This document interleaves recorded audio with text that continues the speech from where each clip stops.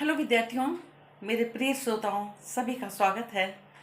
हम लोग मुंशी प्रेमचंद जी के द्वारा लिखित उपन्यास सेवा सदन की कहानी को सुन रहे हैं और इसके हमने 17 भागों में कहानी सुन ली है।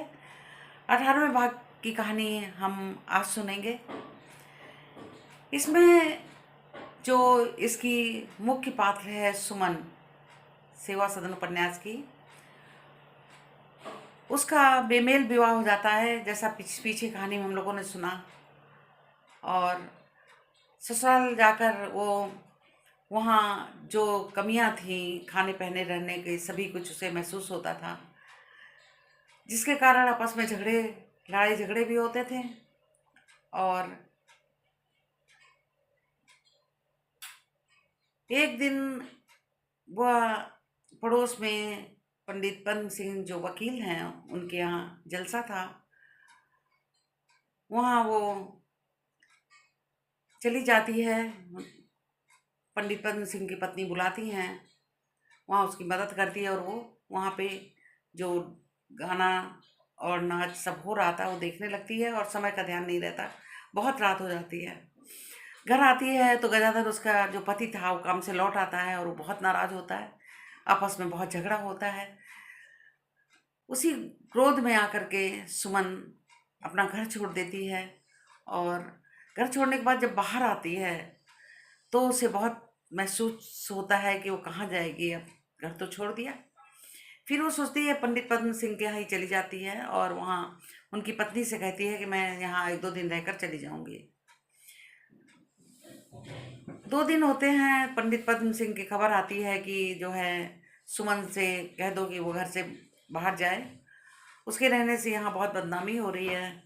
तो सुमन चुपचाप चली जाती है, लेकिन अब वो निकल तो जाती है पर जाए कहाँ, बहुत परेशान। उसके घर के सामने भोली रहती है, वो देखती है सुमन को तो वो बुला लेती है। पहले तो वो बुलाने से कभी जाती नहीं थी, बुलाती रहती थी, लेकिन अब उसको लगा कि आज चले जाना चाहिए। 2-4 दिन बाद वो वहाँ से निकल लेगी, कहीं पे अपना ठिकाना ढूंढ लेगी। घर वो जो गई नहीं है, एक अहंकारवश या लड़ाई झगड़े के कारण। अब वहाँ रहने के बाद में भोली का प्रभाव उस पर इतना पड़ता है कि वो वेश्यावृत्ति ही धारण कर लेती है। कुछ समय बाद पद्म सिंह को पता चलता है कि सुमन ने वेश्याव्रत अपना लिया है।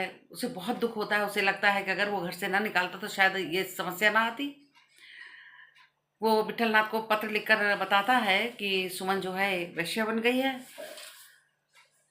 विठलनाथ को पता चलता है तो उसे भी बहुत तकलीफ उन्हें होती है। वो एक समाज सुधारक है, उनको चैन नहीं आता। उससे मिलने जाते हैं और उससे कहते हैं कि वो वहाँ से चली निकल जाए और उसके खाने पे पहनने रहने का इंतजाम वो कर देंगे। वो तैयार हो जाती है। वो तो चाहती थी कि यहाँ से निकलें, क्योंकि 6 महीने हो गए और वो बहुत परेशान थी। अपनी आत्मा को मार कर उसे रहना पड़ता था, जो उसे सहन नहीं होता था। यहीं पर पंडित पद्म सिंह का भतीजा सदन, जो पढ़ाई के लिए आया था पद्म सिंह के पास, परंतु वो मंडी में आने लगा था और सुमन से मुलाकात हुई और आए दिन आता था। सुमन और सदन का, जो पंडित पद्म सिंह का भतीजा था, दोनों में आकर्षण बढ़ा और वो एक दूसरे को प्रतिदिन मिलने लगे।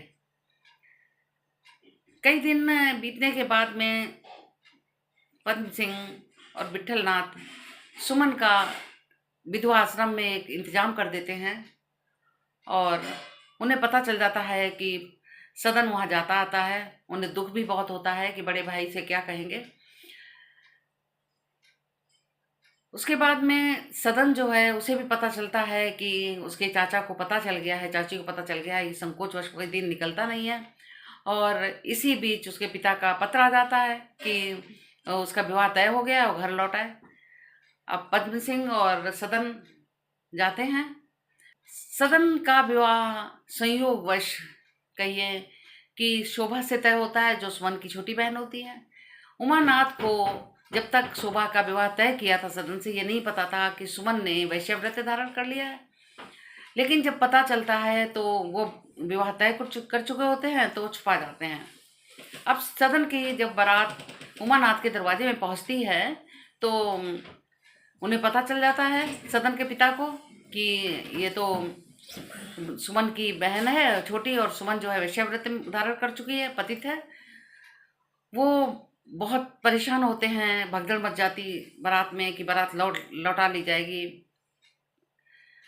उमानाथ उन्हें बहुत समझाते हैं, बहुत मिन्नतें करते हैं कि इस लड़की का तो कोई दोष नहीं है और सुमन से उनका कोई नाता नहीं है, कभी आती नहीं है। और अब तो वो पता चला है जैसा कि आश्रम में रहने लगी है। लेकिन जो सदन के पिता हैं वो तैयार नहीं होते हैं, किसी भी तरह कहते हैं मैं किसी भी हाल में विवाह नहीं करूँगा, और लौट जाते हैं। अब सदन जब घर आता है तो फिर वो चाचा के साथ चला जाता है, क्योंकि उसके दिमाग में सुमन थी। जब घर आता है तो सुमन के यहाँ के लिए चल देता है शाम होते। अब जाता है तो वहाँ दाल मंडी में वहाँ तक तो जाता है, परंतु वो ऊपर नहीं जाता जहाँ सुमन रहती थी, क्योंकि उसे लगता है कि सुमन उससे बात नहीं करेगी, क्योंकि मैं विवाह करने चला गया था और उसे पता होगा तो वो जो है उसका मन नहीं किया वहाँ जाने को, लौट आया। ऐसे 3-4 चक्कर लगाता है, परंतु ऊपर वो मिलने नहीं जाता है। उसके मन में भी एक अंदर था हृदय में कि जो है नहीं मिलना चाहिए, पर अपने आप को रोक नहीं पाता था।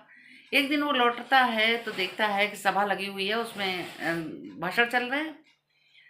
वो आता है, वहाँ सुनता है कि वैश्यों को वैश्य व्रत जो धारण कर रखे हैं उनको कैसे निकाला जाए, कितने लोग उसके फेवर में हैं, कितने नहीं। कई लोग स्पीच देते हैं, भाषण देते हैं, वो सुनता है और प्रभावित भी होता है। जो लोग दे रहे थे फेवर में, जो नहीं दे रहे थे फेवर में, वो दोनों सुनता है। और कई दिन ये सिलसिला चलता है। जब भी वो सुनता है कि वहाँ भाषण होगा, सभा हो रही है, तो वो तुरंत चल जाता है, सुनता है। कुछ समय बाद वो सही और गलत का विश्लेषण करना सीख जाता है, और उसे अब ये पता चल गया था कि क्या ये कह रहे हैं सामने वाला और क्या गलत कह रहा है। बाद में उसे जो भी वैश्या दिखती या लोग गाना नाचने का प्रोग्राम करते, उसे बहुत घृणा होती। एक दिन वो सुमन को गंगा के किनारे देखता भी है, परंतु उससे बात नहीं करता, अपने आप को रोक लेता है। और सुमन भी वहाँ से चली जाती है, देखकर भी अनदेखा कर देती है। इधर जब से बारात लौटी है, शोभा के पिता, सुमन और शोभा के पिता हैं, वो घर से निकलना ही बंद कर दिया है। शर्म और लज्जा से वह घर में ही रहते हैं। आगे की कहानी हम लेखक के शब्दों में सुनते हैं। जिस दिन से बारात लौट गई, उसी दिन से कृष्णचंद्र फिर घर से बाहर नहीं निकले। मन मारे हुए अपने कमरे में बैठे रहते। उन्हें अब किसी का अपना मुंह दिखाते लज्जा आती थी।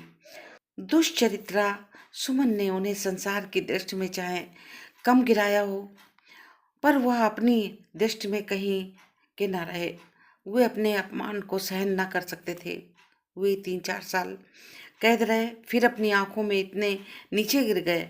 उन्हें इस विचार से संतोष हो गया था कि दंड भोग मेरे कुकर्म का फल है, लेकिन इस कालिमा ने उनके आत्मगौरव का सर्वनाश कर दिया।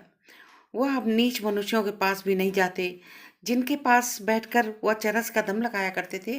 वह जानते थे मैं उनसे भी नीचा गिर गया हूँ। उन्हें मालूम होता था कि सारे संसार में मेरी ही निंदा हो रही है। लोग कहते होंगे कि इसकी बेटी, यह ख्याल आते ही वह लज्जा और विषाद के सागर में निमग्न हो जाते। हाय, यदि मैं जानता कि वह यूं मर्यादा का नाश करेगी, मैंने उसका गला घोट दिया होता। ये मैं जानता हूँ कि वह अभिमानी थी, किसी बड़े धनी कुल में रहने योग्य थी, भोग विलास पर जान देती थी, पर यह मैं न जानता था उसकी आत्मा इतनी निर्बल है।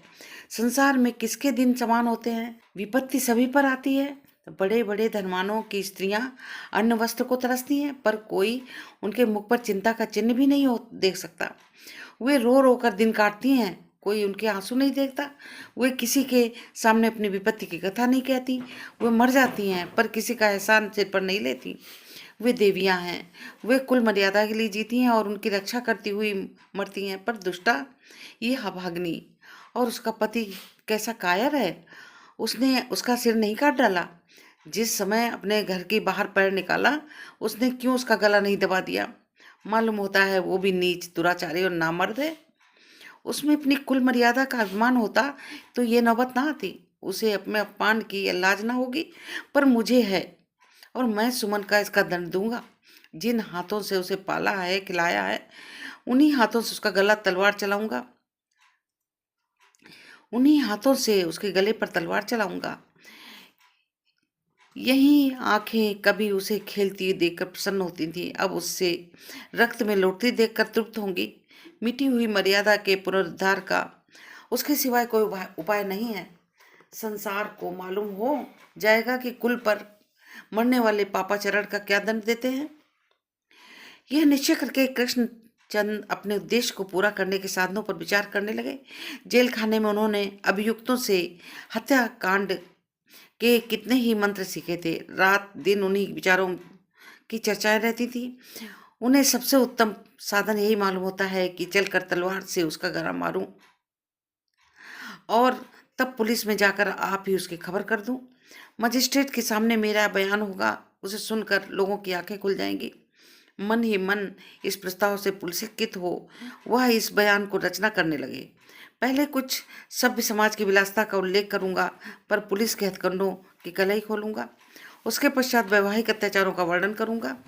दहेज प्रथा पर ऐसी चोट करूंगा कि सुनकर लोग दंग रह जाएंगे। पर सबसे महत्वशाली वह भाग होगा जिसमें मैं दिखाऊंगा कि अपनी कुल मर्यादा के लिए मिटाने वाले हम हैं। हम अपनी कार्यता से, प्राण भय से, लोक निंदा के डर से, झूठे संतान प्रेम से, अपनी बेहयाई से, आत्मगौरव की हीनता से ऐसे पापाचरणों को छिपाते हैं, उन पर पर्दा डाल देते हैं। इसी से यह परिणाम है कि दुर्बल आत्माओं का साहस इतना बढ़ गया है। कृष्णचंद ने संकल्प तो कर लिया, पर अभी तक उन्होंने यह न सोचा कि शांता की क्या गति होगी। इस अपमान की लज्जा ने उसके हृदय में और किसी चिंता के लिए स्थान न रखा था। उनकी दशा पर मनुष्य की सी थी, उनकी दशा उस मनुष्य की सी थी, अपने बालक की मृत्यु शैया पर छोड़कर अपने किसी शत्रु के बैर चुकाने के लिए उद्यत हो जाए। जो डोंगी पर बैठा हुआ पानी में एक सर्प देखकर उसे मारने के लिए झपटे, उसे यह सुधि न रहे कि इस झपट से डोंगी डूब जाएगी। संध्या का समय था। कृष्णचंद्र आध हत्या मार्ग पर चलने का निश्चय कर लिया। इस समय उनका चित्त कुछ उदास था। यह वही उदासीनता थी जो किसी भयंकर काम के पहले चित्त पर आच्छादित हो जाया करती है। कई दिनों तक क्रोध के वेग से उत्तेजित और उन्मत्त रहते के बाद उनका मन इस समय उन्मत्त रहने के बाद उनका मन इस समय कुछ शिथिल हो गया था। जैसे वायु कुछ समय तक वेग से चलने के बाद शांत हो जाती है। चित्त की ऐसी अवस्था में यह उदासीनता बहुत ही उपयुक्त होती है। उदासीनता वैराग्य का एक सूक्ष्म स्वरूप है जो थोड़ी देर के लिए मनुष्य को अपने जीवन पर विचार करने की क्षमता प्रदान कर देती है। उस समय पूर्व स्मृतियां हृदय में क्रीड़ा करने लगती हैं। कृष्णचंद्र को वे दिन याद आ रहे थे जब उनका जीवन आनंदमय था, जब वो नित्य संध्या समय अपनी दोनों बेटियों को साथ लेकर सैर करने जाया करते थे। कभी सुमन को गोद उठाते तो कभी शांता को। जब वे लौटते तो गंगा जली किस तरह प्रेम से दौड़कर दोनों लड़कियों को प्यार करने लगती। किसी आनंद का अनुभव करते हुए सुखद नहीं होता इतना उसका स्मरण। वही जंगल और पहाड़ जो कभी आपको सुनसान और बेहद प्रतीत होते थे, वह नदियां और झीलें जिनके तट पर आप आंखें बंद किए निकल जाते थे। कुछ समय के पीछे एक अत्यंत मनोरम शांतिमय रूप धारण करके आपकी स्मृत नेत्रों के सामने आती हैं और फिर आप उन्हीं दृश्यों को देखते हुए आकांक्षा करने लगते हैं। कृष्णचंद इस भूतकालिक जीवन का स्मरण करते करते गदगद हो गए। उनकी आंखें आंसू की बूंदें टपक पड़ी। हाय, उस आनंदमय जीवन का ऐसा विषादमय अंत हो रहा है। मैं अपने ही हाथों से अपनी ही गोद की खिलाई लड़की का वध करने प्रस्तुत हो रहा हूँ। कृष्णचंद को सुमन पर दया आई। बेचारी कुएं में गिर पड़ी है। क्या मैं अपनी लड़की पर, जिसे मैं आंखों की पुतली समझता था, जिससे सुख से रहने के लिए मैंने कोई बात नहीं उठा रखी,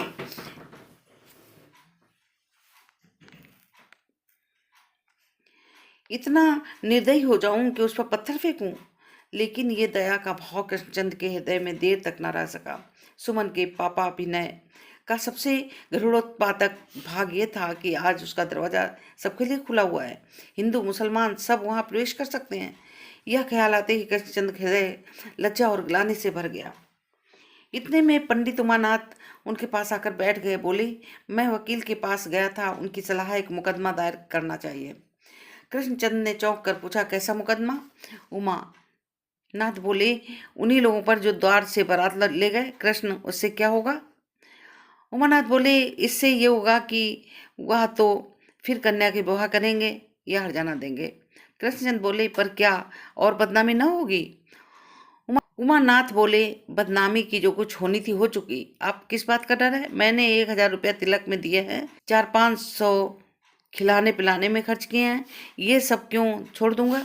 यही किसी कंगाल कुलीन को दे दूंगा, खुशी से विवाह करने को पर तैयार हो जाएगा। जरा इन शिक्षित महात्माओं की कलई तो खुलेगी। कृष्णचंद ने लंबी सांस लेकर कहा, मुझे विष दे दो, तब ये मुकदमा दायर करो। उमानाथ क्रुद्ध होकर कहा, आप क्यों इतना डरते हैं? कृष्णचंद बोले, मुकदमा दायर करने का निश्चय कर लिया है? उमानाथ, हाँ, मैंने निश्चय कर लिया है। कल सारे शहर में बड़े बड़े वकील बैरिस्टर जवान थे। यह मुकदमा अपने ढंग का निराला है। उन लोगों ने बहुत कुछ देखभाल कर तब ये सलाह की है कि 2 वकीलों का बयाना तक दे आया। कृष्णचंद ने निराश होकर कहा, अच्छी बात है, दायर कर दो। उमानाथ बोले, आप इससे संतुष्ट क्यों हैं? कृष्णचंद बोले, जब आप ही नहीं समझते तो मैं क्या बताऊं। जो बात अभी 2-4 गांव में फैली है वो सारे शहर में फैल जाएगी। सुमन अवश्य इजलास पर बुलाई जाएगी, मेरा नाम गली गली में बिकेगा। उमानाथ बोले, अब इससे कहाँ तक डरूं? मुझे भी तो अपनी 2 लड़कियां विवाह करनी है। यह कलंक माथे लगाकर उनके विवाह में क्यों बांधा डालूं? कृष्णचंद बोले, तो तुम मुकदमा इसलिए दायर करते हो जिससे तुम्हारे नाम पर कोई कलंक न लगे? उमानाथ ने सगर कहा, हाँ, अगर आप इसका ये अर्थ लगाते हैं तो यही सही। बारात मेरे द्वार से लौटी है, लोगों का भ्रम हो रहा है, सुमन मेरी लड़की है, सारे शहर में मेरा ही नाम लिया जा रहा है। मेरा दावा 10,000 का होगा। अगर 5,000 की डिंगरी हो गई तो शांता का किसी उत्तम कुल में ठिकाना लग जाएगा। आप जानते हैं, झूठी वस्तु का मिठास के लोभ से लोग खाते हैं। जब तक रुपए का लोभ ना होगा, शांता का विवाह कैसे होगा? एक प्रकार से मेरे कुल में भी कलंक लग गया। पहले तो लोग मेरे यहाँ संबंध करने के लिए अपनी बड़ाई समझते थे, वे अब बिना लंबी थैली के सीधे बात भी ना करेंगे। समस्या ये है। कृष्णचंद ने कहा, अच्छी बात है, मुकदमा दायर कर दो। उमानाथ चले गए तो कृष्णचंद ने आकाश की ओर देखकर कहा, प्रभु, अब उठा ले चलो। यह दुर्दशा नहीं सही जाती।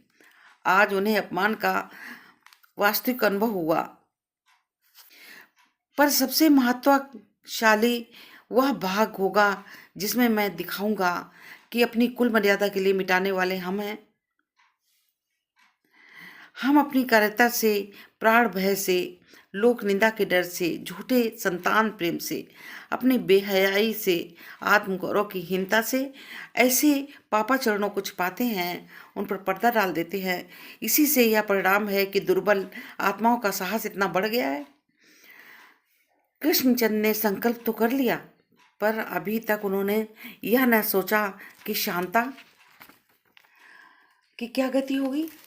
इस अपमान की लज्जा ने उसके हृदय में और किसी चिंता के लिए स्थान न रखा था। उनकी दशा पर मनुष्य की सी थी। उनकी दशा उस मनुष्य की सी थी, अपने बालक की मृत्यु शैया पर छोड़कर अपने किसी शत्रु के बैर चुकाने के लिए उद्यत हो जाए। जो डोंगी पर बैठा हुआ पानी में एक सर्प देखकर उसे मारने के लिए झपटे, उसे यह सुधि न रहे कि इस झपट से डोंगी डूब जाएगी। संध्या का समय था। कृष्णचंद हत्या मार्ग पर चलने का निश्चय कर लिया। इस समय उनका चित्त कुछ उदास था। यह वही उदासीनता थी जो किसी भयंकर काम के पहले चित्त पर आच्छादित हो जाया करती है। कई दिनों तक क्रोध के वेग से उत्तेजित और उन्मत्त रहते के बाद उनका मन इस समय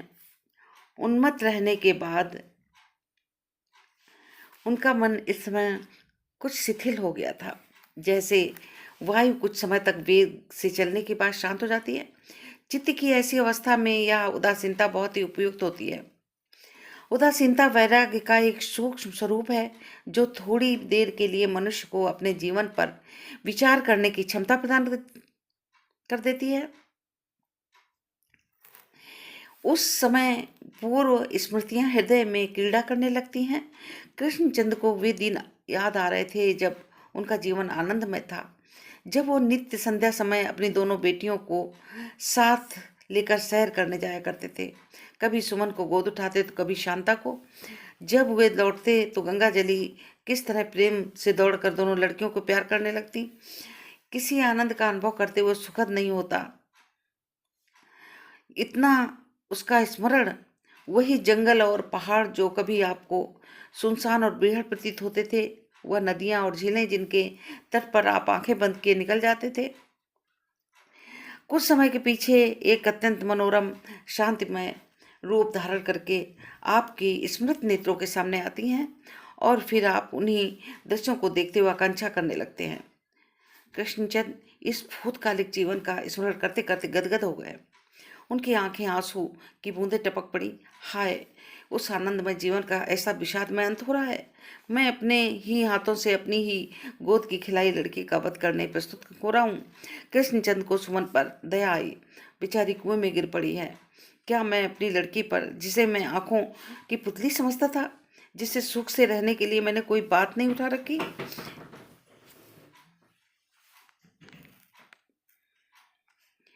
इतना निर्दयी हो जाऊं कि उस पर पत्थर फेंकूं? लेकिन ये दया का भाव कृष्णचंद के हृदय में देर तक न रह सका। सुमन के पापाभिनय का सबसे गरुड़ोत्पादक भाग ये था कि आज उसका दरवाजा सबके लिए खुला हुआ है। हिंदू मुसलमान सब वहां प्रवेश कर सकते हैं। यह ख्याल आते ही कृष्णचंद का हृदय लज्जा और ग्लानि से भर गया। इतने में पंडित उमानाथ उनके पास आकर बैठ गए। बोले, मैं वकील के पास गया था, उनकी सलाह एक मुकदमा दायर करना चाहिए। कृष्णचंद ने चौंक कर पूछा, कैसा मुकदमा? उमा नाथ बोले, उन्हीं लोगों पर जो द्वार से बारात ले गए। कृष्ण, उससे क्या होगा? उमानाथ बोले, इससे ये होगा कि वह तो फिर कन्या के विवाह करेंगे या हर्जाना देंगे। कृष्णचंद बोले, पर क्या और बदनामी न होगी? उमानाथ उमानाथ बोले, बदनामी की जो कुछ होनी थी हो चुकी। आप किस बात का डर है? मैंने 1,000 रुपया तिलक में दिए हैं। 400-500 खिलौने, 400-500 खिलाने पिलाने में खर्च किए हैं। ये सब क्यों छोड़ दूंगा? यही किसी कंगाल कुलीन को दे दूंगा, खुशी से विवाह करने को पर तैयार हो जाएगा। जरा इन शिक्षित महात्माओं की कलई तो खुलेगी। कृष्णचंद ने लंबी सांस लेकर कहा, मुझे विष दे दो, तब ये मुकदमा दायर करो। उमानाथ क्रुद्ध होकर कहा, आप क्यों इतना डरते हैं? कृष्णचंद बोले, मुकदमा दायर करने का निश्चय कर लिया है? उमानाथ, हाँ, मैंने निश्चय कर लिया है। कल सारे शहर में बड़े बड़े वकील बैरिस्टर जवान थे। यह मुकदमा अपने ढंग निराला है। यह मुकदमा अपने ढंग का निराला है। उन लोगों ने बहुत कुछ देखभाल कर तब ये सलाह की है कि 2 वकीलों का बयाना तक दे आया। कृष्णचंद ने निराश होकर कहा, अच्छी बात है, दायर कर दो। उमानाथ बोले, आप इससे संतुष्ट क्यों हैं? कृष्णचंद बोले, जब आप ही नहीं समझते तो मैं क्या बताऊं। जो बात अभी 2-4 गांव में फैली है वो सारे शहर में फैल जाएगी। सुमन अवश्य इजलास पर बुलाई जाएगी। मेरा नाम गली गली में बिकेगा। उमानाथ बोले, अब इससे कहाँ तक डरूं? मुझे भी तो अपनी 2 लड़कियां विवाह करनी है। यह कलंक माथे लगाकर उनके विवाह में क्यों बांधा डालूं? कृष्णचंद बोले, तो तुम मुकदमा इसलिए दायर करते हो जिससे तुम्हारे नाम पर कोई कलंक न रहे? उमानाथ ने सगर कहा, हाँ, अगर आप इसका यह अर्थ लगाते हैं तो यही सही। बारात मेरे द्वार से लौटी है, लोगों का भ्रम हो रहा है। सुमन मेरी लड़की है, सारे शहर में मेरा ही नाम लिया जा रहा है। मेरा दावा 10,000 का होगा। अगर 5,000 की डिंगरी हो गई तो शांता का किसी उत्तम कुल में ठिकाना लग जाएगा। आप जानते हैं, झूठी वस्तु का मिठास के लोभ से लोग खाते हैं। जब तक रुपए का लोभ ना होगा, शांता का विवाह कैसे होगा? एक प्रकार से मेरे कुल में भी कलंक लग गया। पहले तो लोग मेरे यहाँ संबंध करने के लिए अपनी बड़ाई समझते थे, वे अब बिना लंबी थैली के सीधे बात भी ना करेंगे। समस्या ये है। कृष्णचंद ने कहा, अच्छी बात है, मुकदमा दायर कर दो। उमानाथ चले गए तो कृष्णचंद ने आकाश की ओर देखकर कहा, प्रभु, अब उठा ले चलो। यह दुर्दशा नहीं सही जाती। आज उन्हें अपमान का वास्तविक अनुभव हुआ। उन्हें विदित हुआ कि सुमन को दंड देने से यह कलंक नहीं मिट सकता, जैसे सांप को मारने से उसका विष नहीं उतरता, उसकी हत्या करके उपहास के सिवा कुछ न होगा। पुलिस पकड़ेगी, महीनों इधर उधर मारा मारा फिरूंगा, कितनी दुर्गत के बाद फांसी पर चढ़ा दिया जाऊंगा। इससे तो कहीं उत्तम यही है कि डूब मरूं, इस दीपक को बुझा दूं जिसके प्रकाश से भयंकर दृश्य दिखाई देते हैं। हाय, यह भागनी सुमन बेचारी शांता को भी ले गई डूबी, उसके जीवन का सर्वनाश कर दिया। परमात्मन, अब तुम ही इसके रक्षक हो, इस असहाय बालिका को तुम्हारे सिवाय कोई आश्रय नहीं, केवल मुझे यहाँ से उठा ले चलो, आंखों से इसकी दुर्दशा न देखूं। थोड़ी देर बाद शांता कृष्णचंद को भोजन करने के लिए बुलाने आई। विवाह के दिन आज तक कृष्णचंद ने उसे नहीं देखा। इस समय उन्होंने उसकी ओर करुण नेत्रों से देखा। धुंधले दीपक के प्रकाश में उन्हें उसके मुख पर एक अलौकिक आभा दिखाई दी। उसकी आंखें निर्मल आत्मिक ज्योत से चमक रही थी, शोक और मालिन्य का आभास तक न था। जब से उसने सदन को देखा था, उसे अपने हृदय पर एक स्वर्गीय विकास का अनुभव होता था। उसे वहां निर्मल भावों का एक स्रोत सा बहता हुआ मालूम होता था। उसमें एक अद्भुत आत्मबल का उदय हो गया था।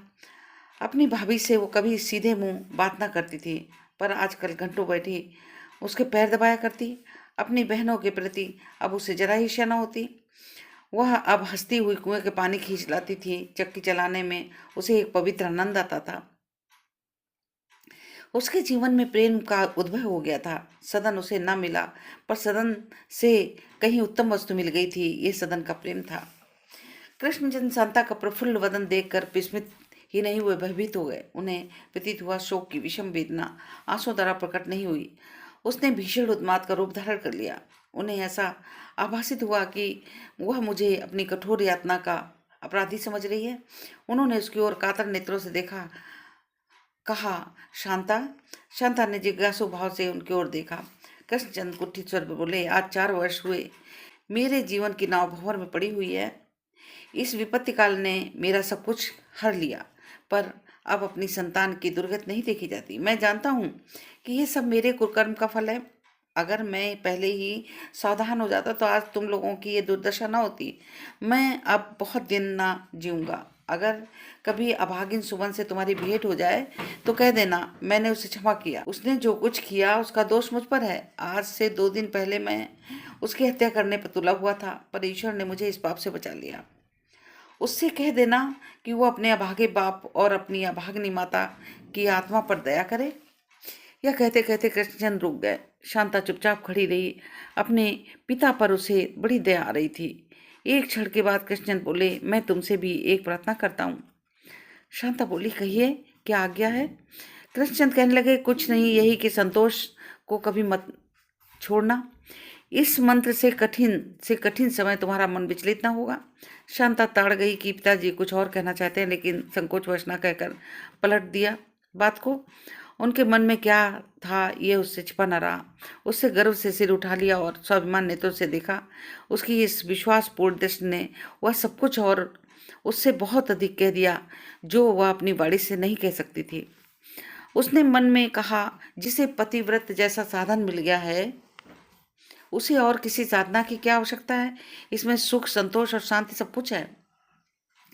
आधी रात बीत गई। कृष्णचंद जब घर बाहर निकले तो प्रकृति सुंदरी इसी वृद्धा के समान कोहरे की मोटी चादर ओढ़े निद्रा में मग्न थी। आकाश में चंद्रमा मुँह छिपाए हुए वेग से दौड़ा जाता था, मालूम नहीं कहाँ। कृष्णचंद के मन में एक तीव्र आकांक्षा उठी, गंगा जली को कैसे देखूं? संसार में यही एक वस्तु आनंदमय जीवन का चिन्ह रह गई थी। नैराश्य के घने अंधकार में यही एक ज्योति उनके अपने मन की ओर खींच रही थी। वह कुछ देर तक द्वार पर चुपचाप खड़े रहे। तब एक लंबी सांस लेकर आगे बढ़े। उन्हें ऐसा मालूम हुआ मानो गंगा जली आकाश में बैठी उन्हें बुला रही है। कृष्णचंद के मन में इस समय कोई इच्छा, कोई अभिलाषा, कोई चिंता न थी। संसार में से उनका मन विरक्त हो गया था। वो चाहते थे कि किसी प्रकार जल्दी गंगा तट पर पहुंचूं और उसके अथाह जल में कूद पड़ूं। उन्हें भय था कहीं मेरा साहस टूट न जाए, और उन्होंने संकल्प को उत्तेजित करने के लिए दौड़ना शुरू किया। लेकिन थोड़ी ही दूर चलकर वह फिर ठिठक गए और सोचने लगे, पानी में कूदना पड़ा, ऐसा क्या कठिन है? जहाँ भूमि से पैर उखड़े काम तमाम हुआ। यह स्मरण करके उनका हृदय एक बार कांप उठा। अकस्मात ये बात उनके ध्यान में आई कि कहीं निकल क्यों न जाऊं। जब यहाँ रहूंगा ही नहीं तो अपना अपमान कैसे सुनूंगा। लेकिन इस बात को उन्होंने मन में जमने न दिया। मोह की कपट लीला उन्हें धोखा न दे सकी। यद्यपि वो धार्मिक प्रकृति के मनुष्य नहीं थे और अदृश्य के एक अव्यक्त भय से उनका हृदय कांप रहा था, पर अपने संकल्प को दृढ़ कर रखने के लिए वह अपने मन को यह विश्वास दिला रहे थे कि परमात्मा बड़ा दयालु और करुणाशील है। आत्मा अपने को भूल गई थी। वह उस बालक के समान थी जो अपने किसी सखा के खिलौने तोड़ डालने के बाद अपने ही घर में जाते डरता है। कृष्णचंद इसी प्रकार के आगे बढ़ते हुए कोई 4 मील चले होंगे। ज्यों ज्यों गंगा तट निकट होता जाता त्यों त्यों उनके हृदय की गति बढ़ती जाती। भय से चित्त अस्थिर हुआ जाता था, लेकिन वह इस आंतरिक निर्बलता को कुछ तो अपने वेग और कुछ तिरस्कार से हटाने की चेष्टा कर रहे थे। मैं कितना निर्लज्ज आत्मशून्य हूँ, इतनी दुर्दशा होने पर भी मरने से डरता हूँ। अकस्मात उन्हें किसी के गाने की धुन सुनाई दी। ज्यों ज्यों वो आगे बढ़ते गए त्यों त्यों वो ध्वनि निकट आती गई। गाने वाला उन्हीं की ओर चला आ रहा था। उस निस्तब्ध रात्र में कृष्णचंद को वह गाना अत्यंत मधुर मालूम हुआ। कान लगाकर सुनने लगे। हरे सो ठाकुर और न जन को, जे विधि सेवक सुख पावे, ते विधि राखत तिनको। हरि सो ठाकुर और न जन को, भूखे को भोजन जो उदर को, तृष्णा तोय तट तन को। लाख्यो फिरत सुरभि जो सित संग उचित गमन ग्रह वन को। हरि सो ठाकुर और न जन को। यद्यपि गान माधुर्य रसपूर्ण न था, तथापि वह शास्त्रोक्त था, इसलिए कृष्णचंद को उसमें आनंद प्राप्त हुआ। उन्हें इस शास्त्र का अच्छा ज्ञान था। इसने उनके विदग्ध हृदय को शांति प्रदान की। गाना बंद हो गया। एक क्षण के बाद कृष्णचंद ने एक दीर्घकाय जटाधारी साधु को अपनी ओर आते देखा। साधु ने उनका नाम और स्थान पूछा। उसके भाव से ऐसा ज्ञान हुआ कि उनसे परिचित है। कृष्णचंद आगे बढ़ना चाहते थे कि उसने कहा, इस समय आप इधर कहाँ जा रहे हैं? कृष्णचंद बोले, कुछ ऐसा ही काम आ पड़ा है। साधु, आधी रात को आपका गंगा तट पे क्या काम हो सकता है? कृष्णचंद रुष्ट होकर उत्तर दिया, आप तो आत्मज्ञानी हैं, आपको स्वयं जानना चाहिए। साधु बोले, मैं आत्मज्ञानी नहीं हूँ, केवल भिक्षुक हूँ। इस समय मैं आपको उधर न जाने दूंगा। कृष्णचंद बोले, आप अपनी राह जाइए, मेरे काम में विघ्न मत डालिए। आपको क्या अधिकार है? साधु बोला, अधिकार तो नहीं, अधिकार ना होता आपको रोकता नहीं। आप मुझसे परिचित नहीं हैं, पर मैं आपका धर्म पुत्र हूँ। मेरा नाम गजाधर पांडे है। कृष्णचंद, ओह, आप गजाधर पांडे हैं? आपने यह वेश कब धारण कर लिया? आपसे मिलने की मेरी बहुत इच्छा थी। मैं आपसे बहुत कुछ पूछना चाहता था। गजाधर बोले, मेरा स्थान गंगा तट पर एक वृक्ष के नीचे है, चलिए वहां थोड़ी देर विश्राम कीजिए, मैं सारा वृत्तांत आपसे कह दूंगा। तो विद्यार्थियों, आज की कहानी यही समाप्त होती है। आगे हम मिलते हैं।